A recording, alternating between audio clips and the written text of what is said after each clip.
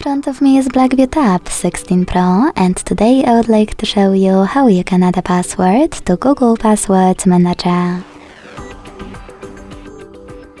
Firstly, open Settings and scroll all the way down to access passwords and accounts. Then hit this gear next to Google under Autofill service.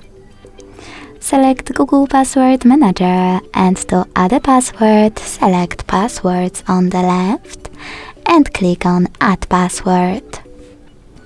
Now input all of those informations. At the top, select any website or click on Select App and tap on the chosen one. Then enter your username, email or phone number, password, and even take some helpful notes. When you finished, hit save at the top right corner. As you can see, after that my password was successfully added.